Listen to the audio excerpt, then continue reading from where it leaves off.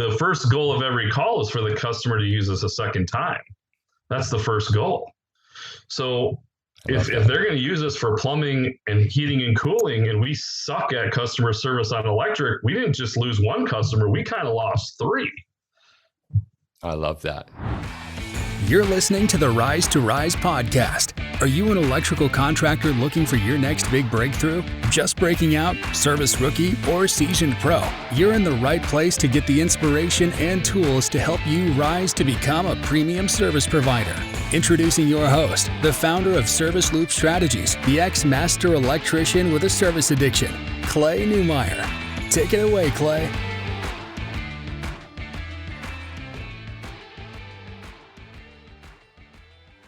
Okay, guys, welcome to Rise to Rise. I'm Clay Neumeyer. Thanks for stopping by. Today, our guest is the owner and founder of Service Today. With over 100 staff across 4 locations across the U.S., we've got Kent Boll joining us with one hell of a story and some strategies to share. Hey, Kent, how you doing today? Good. How are you doing? Fantastic, man. Thanks again for coming by. Thanks for having me. Yeah, of course. So Kent and I had a little bit of a chat, and we were actually introduced by Guillermo, our first podcast guest. But Kent's got quite a story, including several coaching firms that you've been with, a part of, board of directors with SGI at one point, right? And really, you've been at this trade since early childhood years, if I recall. Can you tell us a bit about how it all started for you? Yeah, sure. So my dad was a master electrician and master refrigeration technician. So I worked for him since I was 9 years old. I never really got a summer off. I worked with him every summer, every holiday, weekend, you name it. I pretty much did it. And so from then all the way to graduating high school, I pretty much worked for him. And learned how to do electrical work as well as refrigeration work. I think I wired my first basement in a house. I think I was 14 or 15, because I know I didn't drive there. My dad dropped me off. Was your dad hard to work with? Or what was that relationship like coming up? Can you tell us a bit about that? Yeah, he was hard to work with. Yeah, for sure. I think that's a pretty common thing with fathers working with their sons or sons working with their fathers. So yeah, he would lose his temper with me. I would lose my temper with him sometimes. It's hard, especially for a 9, 10, 12, 13-year-old. It's hard to be, and then you're sometimes thrown in on a construction site with grown men swearing and dirty jokes and all the other stuff that goes along with job sites, so yeah, I grew up quick, that's for sure. Yeah, no kidding. And what was it about electrical? Because you mentioned you had options there, right? What was it about electrical that drew you in then? Yeah, sure. So my dad, he was refrigeration tech. So we live in Minnesota, and we have very humid summers and extremely cold winters.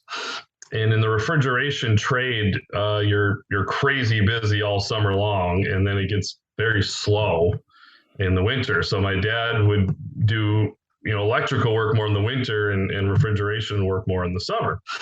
Of course, that all sounds great, but as you know, you have customers and they have needs, and it doesn't always come in those times that you would like. So what would generally happen is we would be doing fairly good size, for just me and him, we had no other employees, good size electrical projects, and then we'd have to continually run refrigeration service calls and then come back and just keep coming and going. And then when I got older, he would just go and leave me doing the electrical work, and then he would come back, type of thing. So nice. So some really balanced experience there.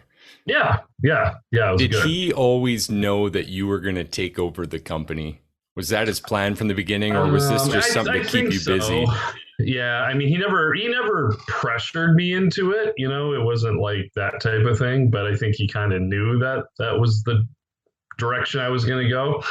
He wasn't a good technical teacher at all. It was more, let's get it done. We got to get going. We got to get going. We got to go. So he never really slowed down very much to teach me. It was more like throw me in the fire and learn how to do it. You know what I mean? And Right. the electrical part, because we were on larger projects, I picked that up quicker, but the refrigeration, he never slowed down enough to teach me how to diagnose refrigeration systems. So to this day, I really can't diagnose them. I kind of know the bits and pieces, but I couldn't troubleshoot a walk-in cooler or something like that on my own. Right. So fast forward a bit now. Eventually, you become an electrician. You go through the training. You decide, you know what, I want some more of this. Yeah, yep. So I worked for another company out of high school. Me and my dad both agreed I should go learn from another company. It was preferably a larger company. So I did that. I was promoted to foreman at 21 with my license. And then I did that for a while. And then my dad came to me in 2005 and he said, I don't want to do electrical work anymore. I'm only going to do refrigeration. If you get your master's license, you can have my electrical customers. I said, hey, that sounds great. So I did that. It took me 2 tries, but I passed the master's test. And I started what then was called Boys Electric. And I did what most people do. I took anything that came on, residential, commercial, agricultural, new homes, service calls, whatever, right? And then the recession of 2008 came when everything dried up and times were a little tough.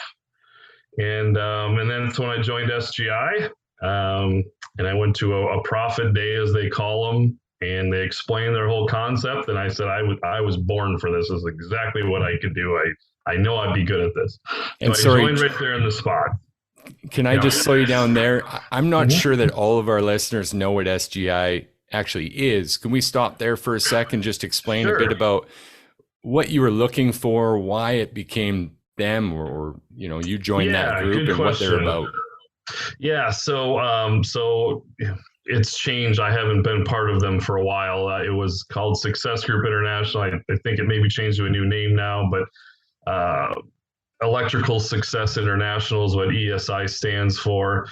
Easier concept is, at the time they started franchises, which most people are more aware of: Mr. Sparky Electric, Benjamin Franklin Plumbing, and 1 Hour Heating and Air Conditioning.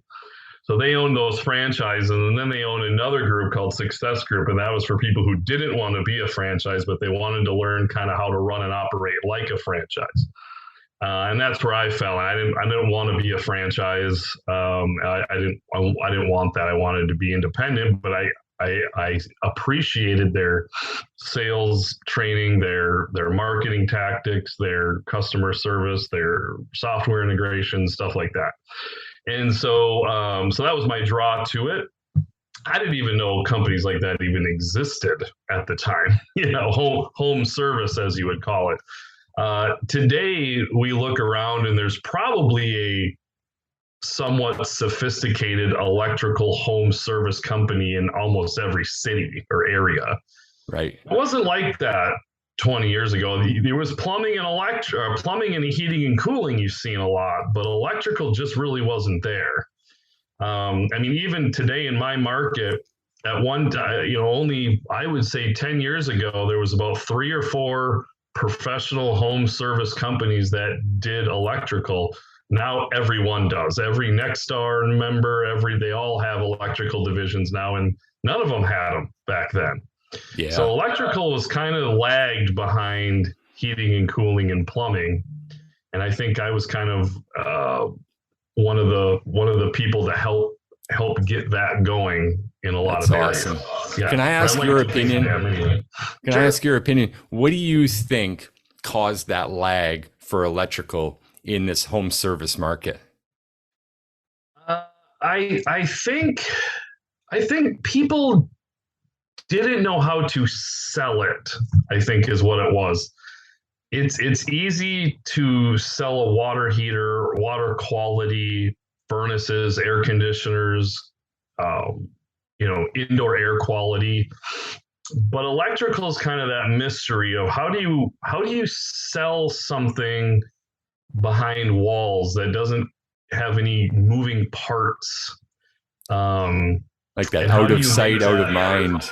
Yeah, and how do you make that profitable And then you don't have big parts to sell other than a panel maybe. But other than that, you don't have a water heater, a water softener, a furnace, or an air conditioner. You don't have a big product with high margins to sell. Right. Now, me and many other companies throughout the United States have created ways to do that. And now I would rather do electrical than the other two. But there's other challenges that come with it. So yeah, of course. So impactful. So jumping back to this SGI thing, because you said something in the pre-show a little bit that I found funny. How did you find out about them? I mean, this came down to like a simple piece of mail at the time, didn't it? Yeah. It was it was just a postcard. So it was during the 2008, 2009 recession. I was starting to bid on projects I shouldn't have. So I was just me and my brother. I had no other employees. And I was bidding on like large public school additions and things like that. Wow. I probably knew how to wire them, but to bid them properly, I probably didn't. I didn't know what I was doing. And I was so scared. I was so scared of losing money. I would kind of bid them pretty high. And my thought is, well, if I get it, I'll just park myself there and work my butt off and do most of it myself, So thank God I didn't get any of them. I'm glad I didn't. And then when that SGI thing came, and I would run some service calls. So, Home Advisor now, it was called Service Magic back in the day when they first started. That was brand new and that was just coming out at the time. And I signed up for that. And I was getting service calls would come through that because I didn't do any other advertising or anything. Yeah. And when I would run those calls, they would, fix an outlet, hang a light fixture. And, I'd walk out with a check or cash for $200, $300, $400. And I'm like, this isn't a bad gig, but how, you can't, there's not enough work to do this full time. Like the volume, to keep problem. A guy busy driving around, just doing little jobs like this. There's not enough work out there for that, as I thought at the time. Little did I know somebody created an entire business model to do just that. So, so anyway, I got that postcard in the mail. That's how I got into SGI. Incredible. Their so you jump into this group and they were essentially giving you the framework for electrical service success. Yep. How to take that business model. If you just want to run residential service calls, how to do it, and how to market for it, how to run them, how to sell them, how to collect on them. I mean, even at the time, there wasn't Square. We didn't even have apps for credit cards then. I mean, I used to have to write down the credit card numbers on a piece of paper, go into a website and run the card when I was done.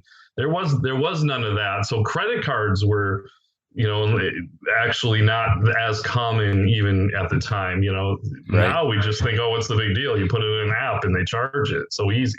Yeah, of course. It wasn't quite like that. So just the fact that I took credit cards was huge, and financing was kind of just starting with electrical. Like no electrical companies had financing when I started. Even the big companies didn't.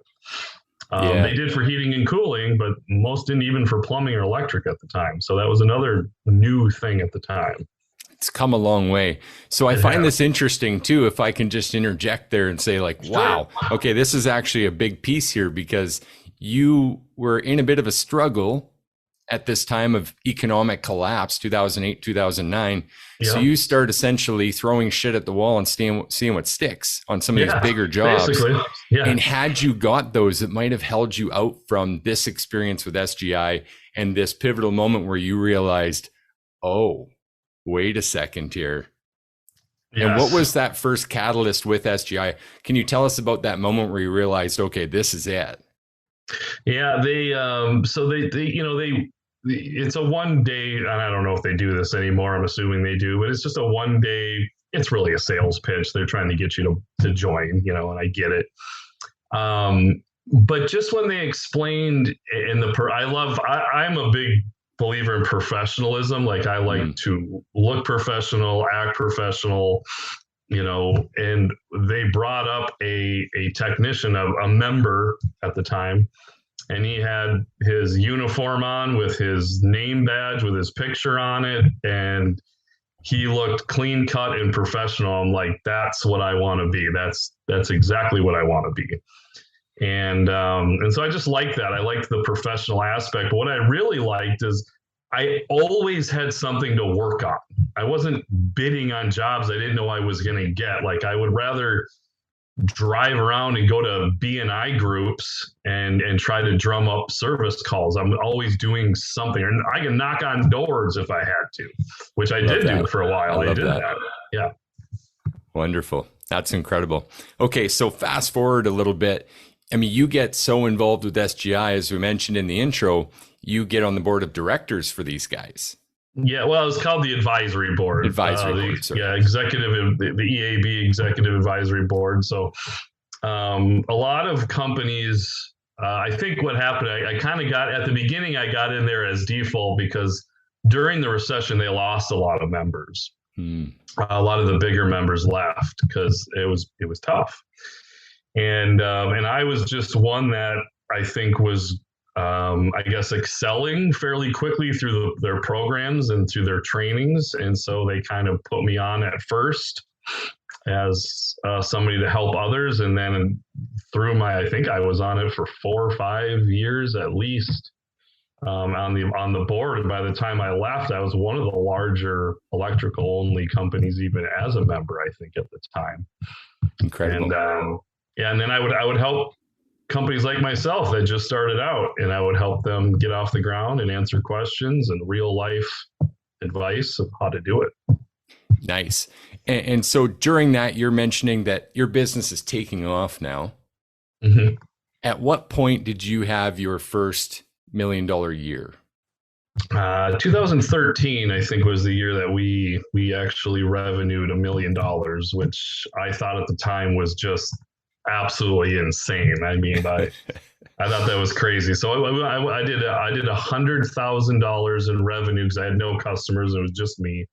The first year I joined SGI, which would have been 2010. So in 3 years, I went from 100,000 to $1 million in 3 years of revenue. Wow. So that's 10x. That's good. Yeah. Yep. Mm-hmm. That's incredible. And at that time, do you recall some of the most critical tactics, strategies? What were the levers that you had that helped you 10x from that 100 to 1 million? Because as you know, a large portion of our listeners are in that group.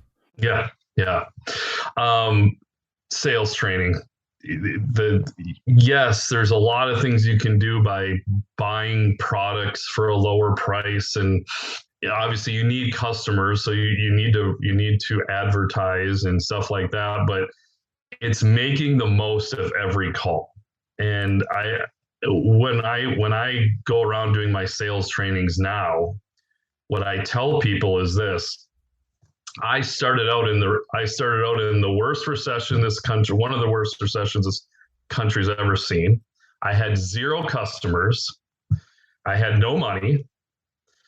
And it was the slowest time of year when I started this.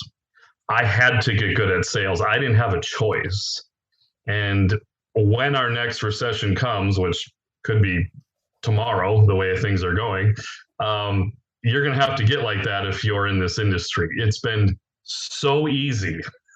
And it's not easy, but compared to what I went through, I mean, I remember driving down the streets, there were more houses that had for sale signs in front of them than didn't have for sale signs in developments I would go into. So trying to sell somebody a panel when they're worried about losing their house is not an easy task, or smoke alarms or GFIs or whatever it was, right? Like, it wasn't easy. So the sales training I went through SGI at the time was the game changer. And I perfected the sales training I got through there.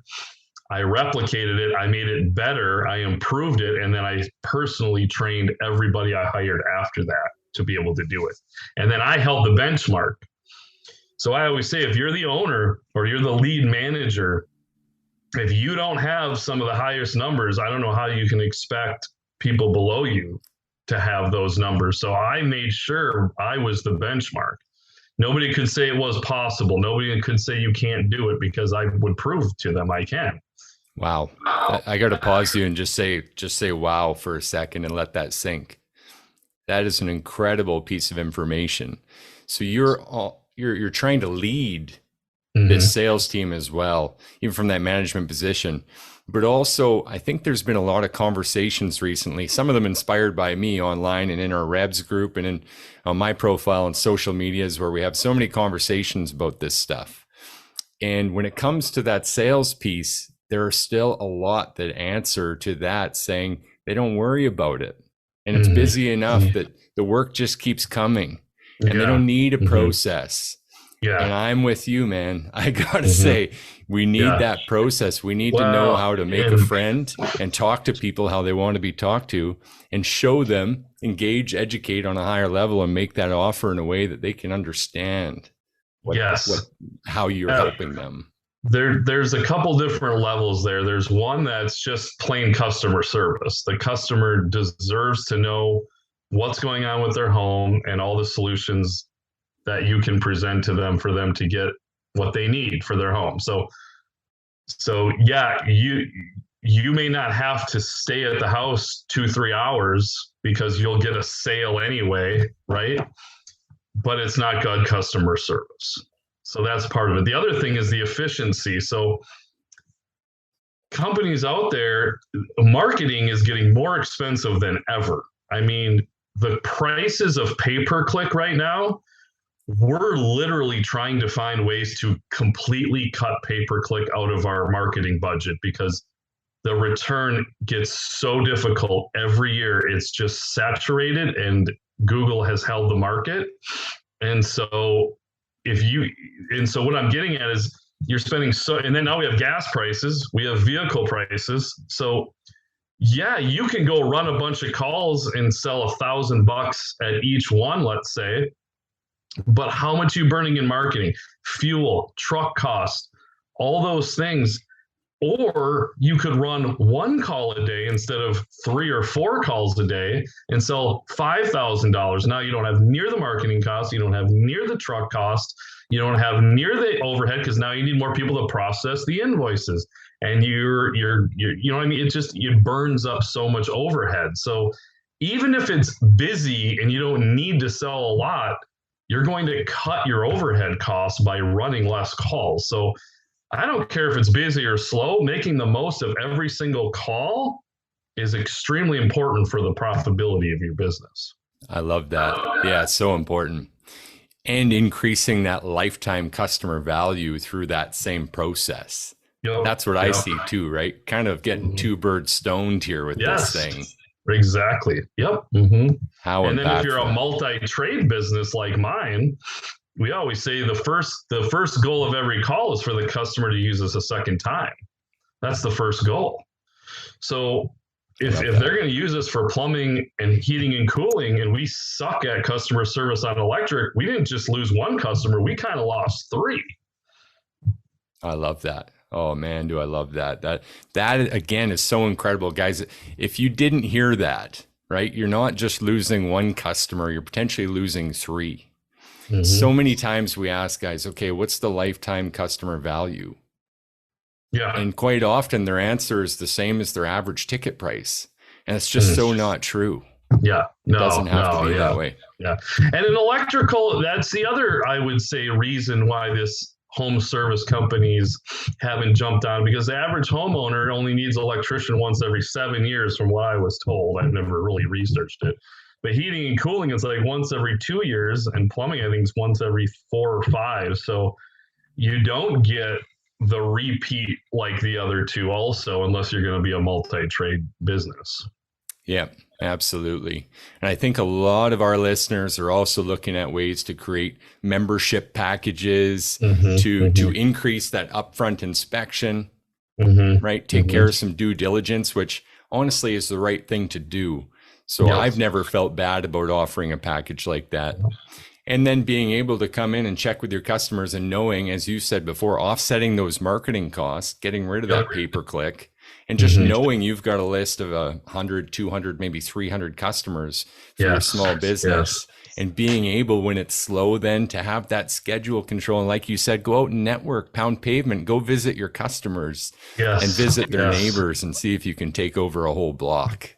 Yes. And to piggyback off that, we did electrical memberships when we were electric only.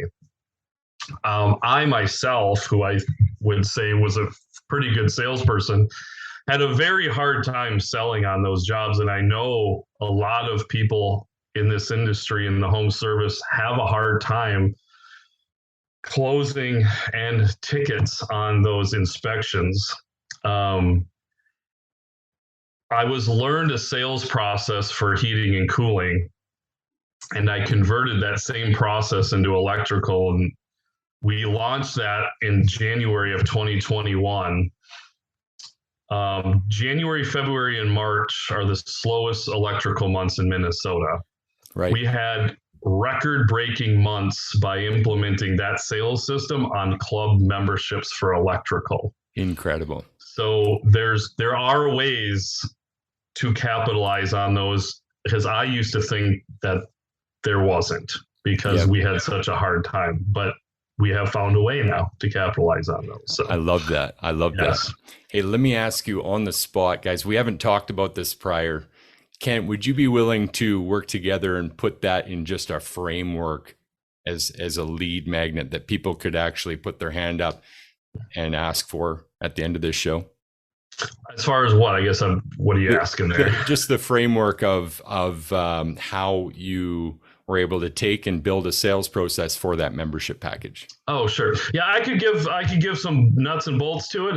It's proprietary of what we do, but I could give some general framework to that, probably. Okay, interesting.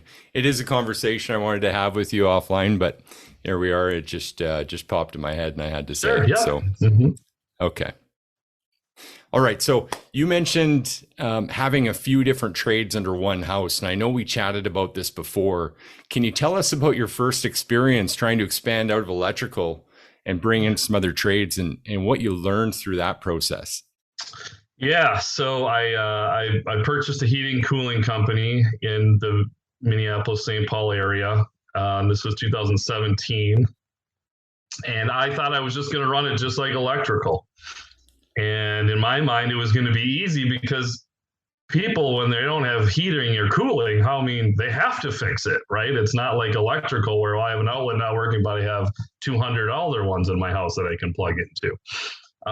So I thought it was going to be this very, very easy transition. And heating and cooling is a whole nother beast in itself. And it's really 4 companies in one. And I don't think people understand that.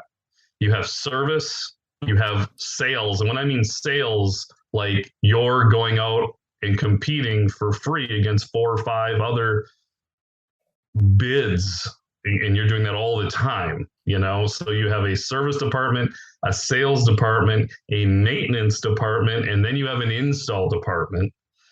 And I could add a 5th, which is a warranty department, because you have to deal with manufacturer warranty and parts, and you got to fill out paperwork, and you got to deal with registering equipment, and you got to do all those things. So HVAC is much, much harder of a business than electrical, in my opinion. And there was this big push, and I don't know if it still happens, but a lot of people I hear is, I want to get into heating and cooling. And I get it, because we see these big industry gurus, and they're in heating and cooling. And if it's done right, absolutely, it can be a profitable business. But it's tough. It is very tough to do. Different beats. It took me a long time. Yeah. So you ended up buying a company. I think you said it was bigger than your electrical company. So that was a bit of a challenge for you too, wasn't it? Yeah, I went from, I think it was 20 employees to 50 or 60 overnight. And not knowing the trade, way overconfident about what I was going to do with this whole thing.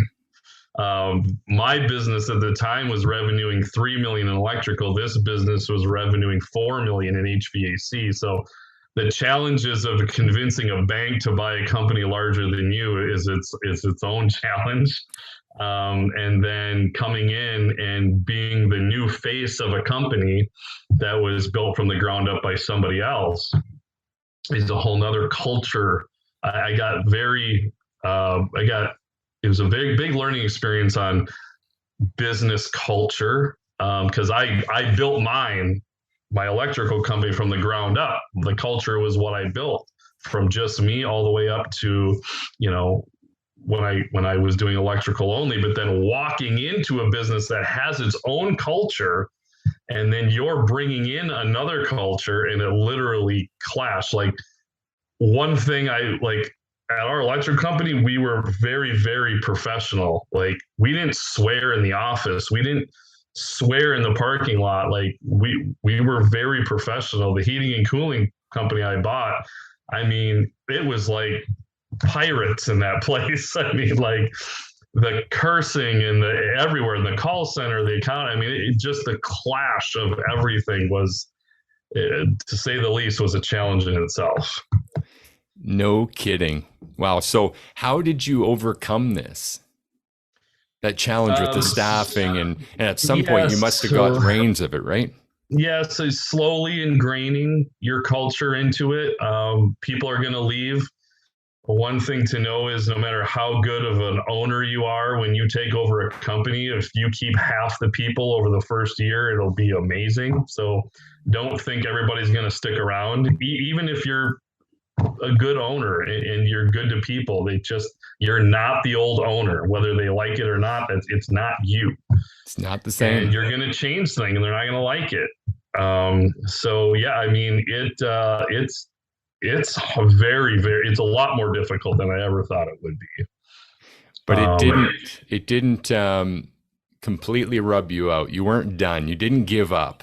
You kept going. No. I kept. I didn't have a choice. I had to. I had a big loan from the bank that I had massive payments, and I had to keep going. I had to make it work. I had to figure it out. Then you went and decided to buy a plumbing company. Yes. Yeah. So after a year of one of the hardest years of my life, buying this heating and cooling company, I had a plumbing company owner come to me. He was a smaller company. They were doing like $700,000 in revenue. He was just burnt out. He didn't want to do it anymore. He gave me a good price, and so we already did a little bit of plumbing, kind of under the radar. And then we had a plumbing friend that would, do the permits, and he would sign off on the work, and but we knew we wanted to get into it anyway, and this happened to come across, so I decided to get into plumbing also. Yes. But again, even buying the plumbing, still much easier than HVAC, because plumbing and electrical run very, very similar. Their KPIs are very similar. Their average tickets are similar. The training's fairly similar. That wasn't a problem, and it wasn't that large of a business. So that wasn't near the transition as the heating and cooling stuff. Oh, good. Hey, I got a question that I never asked before. Was your dad around to see all this, or is he still around? Yeah, he's still around today. Yep. He's seen it. He's watched me progress through this whole thing. Yeah. I'm curious what some of his thoughts would have been back during the HVAC and plumbing struggles. Yeah. He didn't know about them really too much, but all he's seen was just Better Business Bureau award ceremonies, and he started seeing my TV commercials on TV, and I think he thought it was kind of cool that he was a part of that and help get it going. So nice. Yeah. So you mentioned the Better Business Bureau. Mm-hmm. Is that something that you would recommend to other contractors to enlist in as well? Yeah, I mean, I don't really deal with much marketing anymore, but I think it's fairly inexpensive to join your local Better Business Bureau. I don't know if it carries the weight like it used to. Now there's Google reviews. The Better Business Bureau was kind of a way to get a rating of a business before there were reviews, before their Angie's List existed, so it was kind of the only way somebody could really judge if a business was good or not was by their Better Business Bureau ratings and their complaints. Right. And then Angie's List came along and they kind of started the reviews, and people paid the contractor and the homeowner paid Angie's List to know if they were on Angie's List and if they were good or not. And then once Google kind of got a hold of reviews, it kind of knocked Angie's List out, and the Better Business Bureau doesn't hold the weight like it used to. Right. So I would say it's still not a bad idea. I don't know if it holds the weight that it used to back in the day. Thanks for that. So 2018, you bought this plumbing company. You told us a bit about that, but 2020 is just around the corner. Yes. How did the pandemic affect your now much larger business? Yeah. So, from 2017, 18, and 19, it was a struggle, profitability wise, and just managing this absolute chaos of a company. I didn't know how many bookkeepers I needed, how many call takers I needed. I didn't know, and we were doing about $12 million in revenue. Wow. And we probably had 80 to 100 employees. And if you don't know what you're doing, that can get out of control pretty dang quick. And it did. It got completely out of control. We always were able to outsell our problems. That's one thing we always were good at, maybe because I did most of the sales training myself. But if you have enough revenue coming in the door, you can usually stay afloat. But when that valve turns off, like a pandemic, when the valve turns off, the bills are still there from the previous couple months, and you don't have that new stream coming in to filter it out the back end. And so that's what happened. The stream shut off, and it's our slowest months already is March, which is when the pandemic started, was March. And we were 90 days behind on bills at the time. And I just started working with a new business coach. During this whole years of trying to figure this out, I was with SGI. I left SGI. They weren't helping me. I went to two other consulting companies, very well known. I won't mention their names on here, but they're very well known companies in our industry. It's not Nexstar. They were full. I couldn't get into Nexstar at the time. But there are other consulting companies who are pretty large, and I joined them, and none of them could help. They could tell me the problems. They just couldn't tell me the solutions. Right. Like pinpointing areas, which I kind of already knew.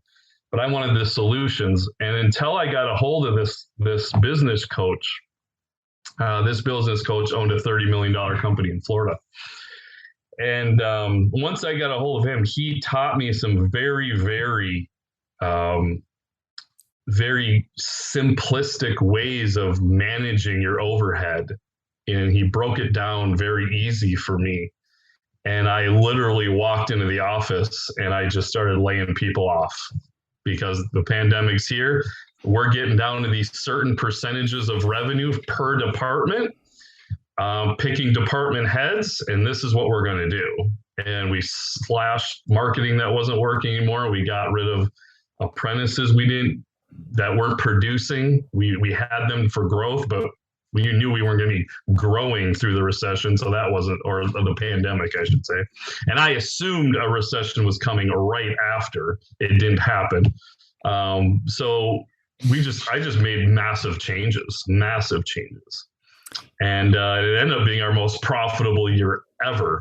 And not even including PPP money. I know a lot of people, made a lot of money with PPP in our industry because we weren't slow. Most of us are out of business, like a restaurant, type of thing. So a lot of people made a lot of profit with that, but excluding PPP money, we made the most profit we ever did in 2020, just by implementing a few of those things that he taught me. That's so incredible, so remarkable. I find business, it's so tough. The whole thing snowballs on us, right? And we just keep getting bigger, and we gain all this fat in these different areas. And not to say it was all fat, but we lose discipline. Yeah, inefficiencies. They're just inefficiencies. Yeah. Absolutely. One of the things we talk about is something called the law of hindrance, which really comes down to two reasons that our business struggle. One's the discipline, being able to spend time and get effective, get efficient. They say the deficiencies in the discipline. And two is that trust. A lot of times we can put ourselves on an electrical island and not find a way to delegate some of these important tasks that we just can't rise above without finding that lever, that person to help us do it. Right. So important. Okay. So when you say most profitable ever, like how much did your profit increase by doing this and working with this coach that year? Yeah, so we were pretty much busting even, and I think we finished out about 12% profitable that year in 2020, which was huge when you're doing, but we dropped down in revenue because we weren't doing as much. So we were about 10 million, I think is where we ended 2020, was about 10 million in revenue that year. And that's amongst how many shops at that point? That was just one. So we just had MSP. Yep. Just had a in Minneapolis at the time. Incredible. And the other good thing, I always like taking these, what people might call catastrophic events like the pandemic. And you got to use those to your advantage in business. So one of the advantages was nobody was hiring. So I was going to implement these changes in my business, and I wasn't worried people were going to leave because of it, because change is hard. So it was actually, I implemented new sales strategies, new accounting strategies, all new things that if I would have just walked in one day randomly, a lot of people just left and got other jobs, but they kind of knew they were stuck. And I don't want to say that in a bad way, or it was either they felt they were stuck, so they had to do it, or they knew that times were tough or going to get tough, and we had to do some things differently. Kind of both sides of the spectrum. Yeah, absolutely.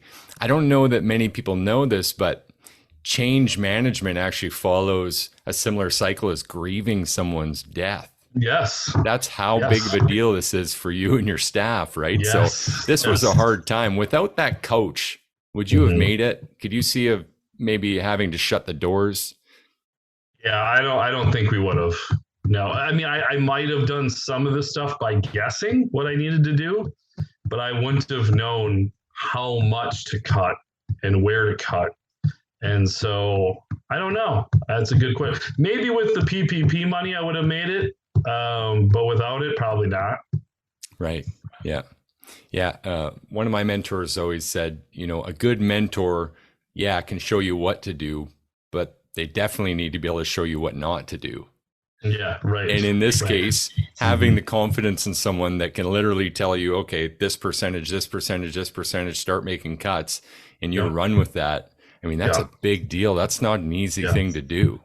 Yeah, because you'll hear the gurus in your in sales coaches and Nextars and SGIs and Praxis and all these other companies say, well, you need to be around 10 to 12% of overhead. Well, yeah, okay. Well, of that overhead, how many are bookkeepers? How many are accountants? How many are call takers? How many is HR? How much is advertising? Where does that 10 or 12%, if you're a $1-2 million shop, that's easy. But you start getting into the 10, 12, 15 million, it can get burnt up very quick. Inefficiencies that you see with your technicians can also come in the office too. Of course. I want to bring up another, it's a common thread that I see amongst electricians, especially. I see people get to the 7, 8, maybe 10 staff, and then something happens. There's a change, and maybe it's a change that they themselves don't make as the owner, but a lot of guys then dial it back and go, whoa, I went there. I'm not doing that again. Yeah. What do you think is one of the biggest pieces for a strategy or tactic, and the difference between those that find their way through that threshold and those that don't?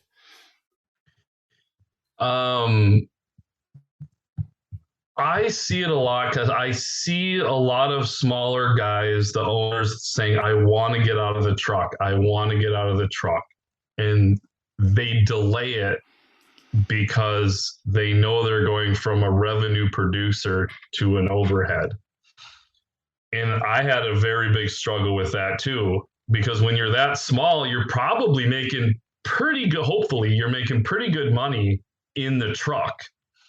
But let's just say you're paying yourself $100,000, just as a round number, to take your revenue out and then your $100,000 of salary and put it into overhead and take your revenue away. You're running in your truck. And most owners are usually the better salesperson, usually. They're usually the hardest working. They usually run the most calls. So you're taking your best technician, usually, out of the field, and then you're putting 100,000 or whatever you pay yourself dollars on your overhead. That's a huge, huge change in your small little business. And what ends up happening is they do that, and then the profits go down, the revenue goes down, they start losing money, they start, right? And then they start freaking out. It's like, and then they probably are like, this doesn't work. Whoa, whoa, whoa, whoa. They jump back in the truck, they fix it, and they're so scared to do it again, is my guess, because I can see that's what happened. That's that plumber that I bought his plumbing company. Exact same thing. That's what happened to him. Right. Well, it's scary. It's very scary. I remember making that leap of faith, that jump. And if I would have known what I knew now, not necessarily business-wise and running a larger company, just knowing exactly what to do day one I was out of that truck, not only would I have not been an overhead, I would have still been producing. I would have probably built some amazing structure to grow my business even better and more profitable. But at the time, we didn't have the technology we did now. We didn't have cloud-based software. We didn't have Zoom. We didn't have Slack. We didn't have WhatsApp. We didn't have, I don't even know if we had texting much at that time, but like we didn't have what we had to make it so easy like it is today to manage your technicians and do it in a way where you are not an overhead. You're still a producer, but you're out of the truck. Yeah, that's incredible. Now, you mentioned technology. I know we talked about this before. Are you able to share, and I'll leave this open-ended for you, are you able to share one of the greatest advances maybe that you've found help with through technology in your business now? Yeah, I mean, it's obvious after the pandemic, but Zoom is amazing. I mean, I am on Zoom. I mean, look, we wouldn't have this conversation, right? This wouldn't be happening, right? In Facebook, these Facebook groups, the stuff that only SGI and Nexstar used to teach, you can get for free on these Facebook groups. Like, it's crazy the information you can get for free. People in this industry are getting, and not all of it's good advice, by the way, but I will also argue that some of these businesses like SGI or Nexstar, some of their coaches don't know what they're talking about either all the time. So don't think like what they say is gospel, because I've heard many different things where I'm just like, no, don't do that. Don't do that. I know your coach told you that, but don't do that. And so, but there's so much free information out there. It's unbelievable. I mean, it's unbelievable. I think it's overload too, though. Would you agree almost with that? Is. It's almost a little too much. And then you have contradicting people within that. And, but before you had two places to go. You had SGI or Nexstar. That's it. That's all you had.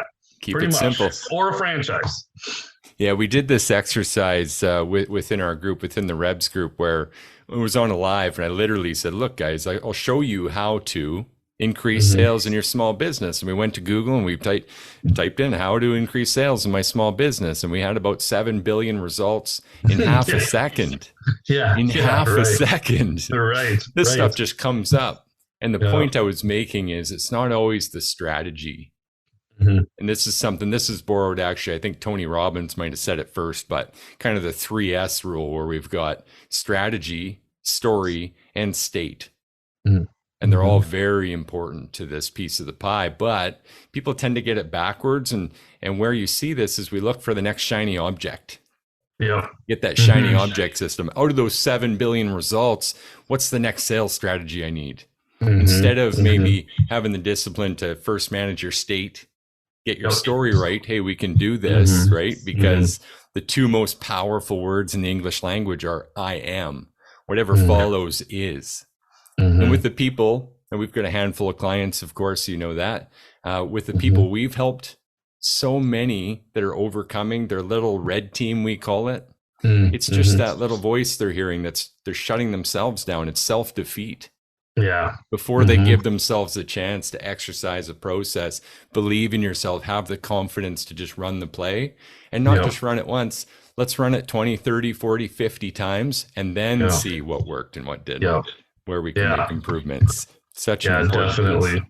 Definitely. It goes back to what I originally did, was making the most of each call, because when I was on the advisory board, I would get phone calls. I was one of the first people to really run TV commercials. And so everybody go, hey, I want to go on TV. I want to do TV commercials. And TV commercials are still extremely expensive, and they're not near as good as they used to be, because now we have Netflix and all this other stuff. But I would ask, well, what's your average ticket and your closing rate? And, they'd be like, oh, we're at a 70% closing rate, and we're at like a $800 average ticket. And I said, you can't afford TV. I go, in fact, you don't need more calls. You just need to run the calls you have better, and you don't have to spend a dime extra. And then they would say, well, what do I need to do? I mean, well, you need to get trained. Well, where do I get training? And that's where I had a problem, because there really wasn't much at the time that I endorsed. Yeah, of course. And staying on that thread, now you've helped various groups and contractors in-house with some sales training. Is that right? Yeah. So I actually ended up getting kicked out of SGI because I was doing sales training for members. Oh, conflict. And they didn't like that. And I actually volunteered to do the sales training for SGI, and they didn't want me to do it. And I'm like, well, your training sucks. So either I'm not going to tell people to go to your training when it sucks. They're coming to me asking me for training, and I'm not just going to do it for free. So I'm going to charge people to do it. And so that's how it kind of all started. So I do fly around. I've been to many different SGI people that know me. Some people know there's a big, large profitable platoon out in Pennsylvania, buddy of mine named Wes Carver's in that. And then out in Washington, I have a guy named Jim. He runs a business there. I've been down to Texas, Florida. I've held some here in Minneapolis. So I've been so busy platforming my business to go national that I haven't had the time to do that stuff. But I do really enjoy it. And it is fun for me to do. Kind of a side gig now, but making the most of every call is just absolutely crucial. And in my business, we are now doing call-by-call management with virtual ride-alongs with every technician to make sure we're making the most of every call. So you said Zoom was pretty important before, but this sounds maybe even more important to your current business.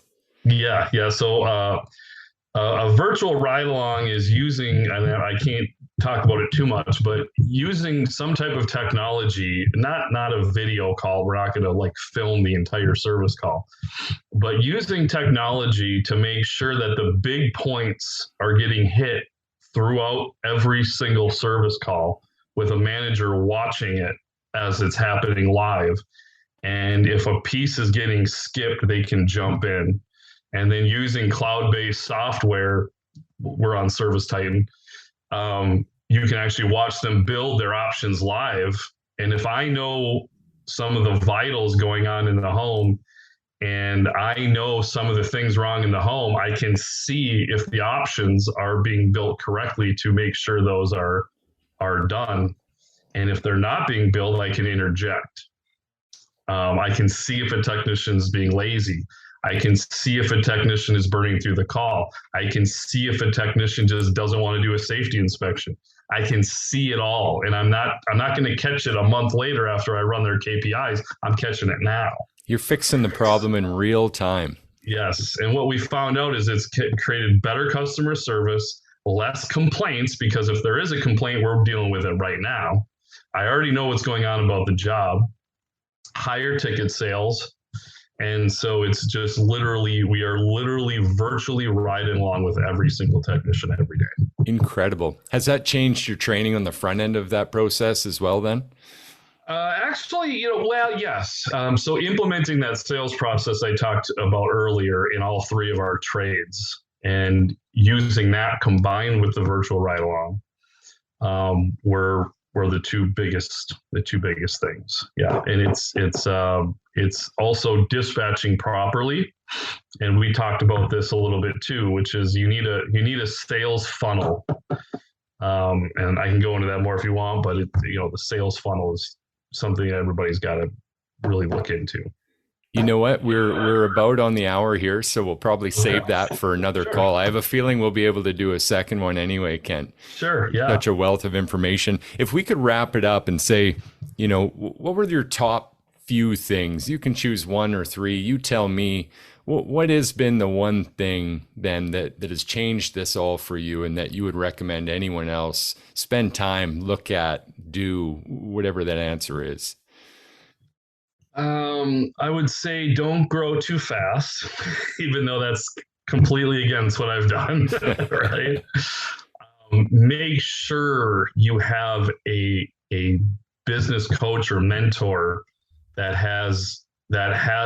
either has a business or has had a business larger than whatever you're doing in your industry, because you're not going to know all the steps. If you're $1 million now and you want to go to 2 million, you don't know what that looks like, or 2 million, or 5 to 7, or 7 million to 10 million, whatever those steps are. You got to have somebody who's been there, so you don't fall in the same pitfalls they have. You'll also realize that small things you do throughout the day as you grow turn into departments later. Like we literally have a customer concern for complaint department that just handles. Nobody ever talks about this, by the way. Your big gurus don't talk about this, but they all have a customer complaint department. Literally 3 or 4 people that all they do is handle customer complaints.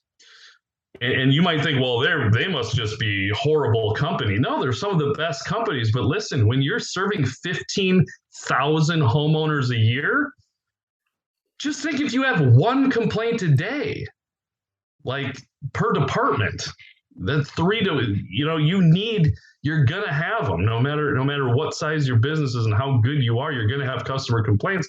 I dealt with all of them when I was 3 million, but there's no way I can deal with every single one when we're almost 18 million now. So it's just not going to. And so that's what I mean. As you scale, the little things you used to do can be an entire department. So the efficiencies go completely out of control if you don't grow with your process.